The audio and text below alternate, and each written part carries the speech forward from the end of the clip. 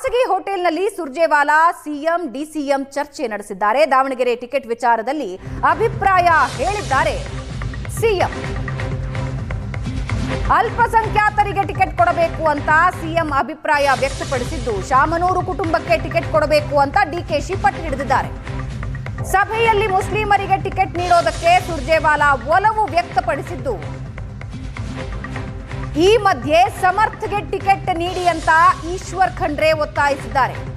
ಏರ್ಪೋರ್ಟ್ನಲ್ಲೇ ಸುರ್ಜೇವಾಲಾರನ್ನ ಭೇಟಿ ಮಾಡಿದ್ರು ಖಂಡ್ರೆ. ಆ ಸಂದರ್ಭದಲ್ಲಿ ಸಮರ್ಥ್ಗೆ ಟಿಕೆಟ್ ಕೊಡಿ ಅಂತ ಒತ್ತಾಯಿಸಿದ್ದಾರೆ. ಸುರ್ಜೇವಾಲಾರನ್ನ ಕರ್ಕೊಂಡು ಬರುವಾಗ ಸಮರ್ಥ್ ಪರವಾಗಿ ಬ್ಯಾಟ್ ಬೀಸಿದ್ದಾರೆ ಖಂಡ್ರೆ. ಭಾರಿ ಕುತೂಹಲ ಮೂಡಿಸ್ತಾ ಇದೆ ದಾವಣಗೆರೆ ಟಿಕೆಟ್ ಹಂಚಿಕೆ. ಇಬ್ಬರು ಸಚಿವರು ಜಿದ್ದಾಜಿದ್ದಿಯಲ್ಲಿದ್ದಾರೆ. ಒಂದು ಎಸ್ ಮಲ್ಲಿಕಾರ್ಜುನ್ ತಮ್ಮ ಮಗನಿಗೆ ಟಿಕೆಟ್ ಕೊಡಿ ಅಂತ, ಮತ್ತೊಂದು ಕಡೆ ಜಮೀರ್ ಅಹಮದ್ ಅಲ್ಪಸಂಖ್ಯಾತರಿಗೆ ಈ ಬಾರಿ ಟಿಕೆಟ್ ಕೊಡಿ ಅಂತ. ಶಾಮನೂರು ಶಿವಶಂಕರಪ್ಪ ಅವರ ಅಜೇಯ ಕ್ಷೇತ್ರ ಇದು.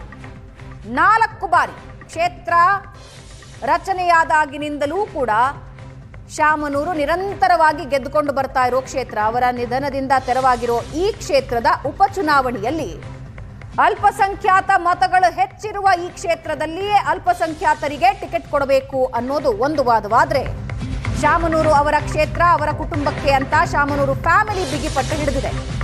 ಕಾಂಗ್ರೆಸ್ ಪಾಳ್ಯದಲ್ಲಿಯೇ ಸೀಟು ಹಂಚಿಕೆಯ ಕಗ್ಗಂಟು ಮುಗಿತಾ ಇಲ್ಲ.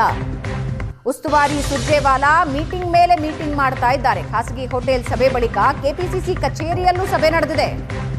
ಒಂದು ಕಡೆ ಸಿಎಂ ಮತ್ತು ಡಿಸಿಎಂ ಜೊತೆ 45 ನಿಮಿಷ ಚರ್ಚಿಸಿದ್ರು ಸುರ್ಜೇವಾಲಾ. ಕೆಪಿಸಿಸಿ ಕಚೇರಿಯ ಭಾರತ್ ಜೋಡೋ ಸಭಾಂಗಣದಲ್ಲಿ ಸಭೆ ನಡೆಸಿದ್ದಾರೆ. ಸಭೆಯಲ್ಲಿ ಡಿಸಿಎಂ ಡಿಕೆಶಿ ಸೇರಿದಂತೆ ಕಾಂಗ್ರೆಸ್ ನಾಯಕರು ಭಾಗಿಯಾಗಿದ್ದಾರೆ.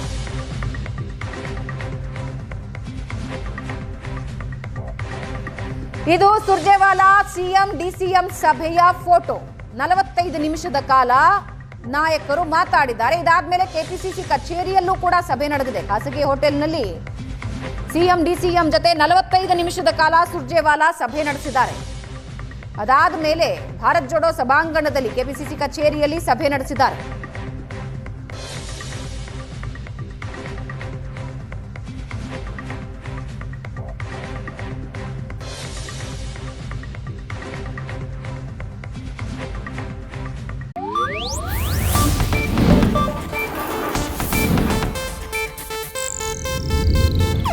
ಇದು ಏಷ್ಯಾನೆಟ್ ನ್ಯೂಸ್ ನೆಟ್ವರ್ಕ್ ಪ್ರಸ್ತುತಿ.